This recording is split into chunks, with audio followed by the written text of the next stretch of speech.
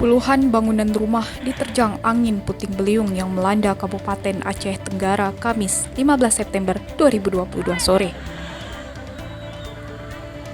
Berdasarkan informasi yang dihimpun anteroaceh.com, angin puting beliung melanda dua desa, yaitu Desa Sejahtera dan Desa Sejahtera Baru, Kecamatan Babul Makmur.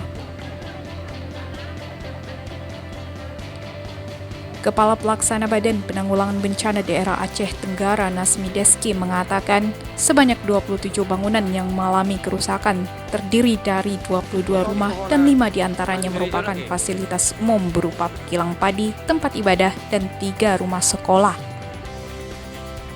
Nasmi juga merincikan dari total 27 bangunan rusak, 11 bangunan dilaporkan rusak berat dan 16 mengalami rusak ringan.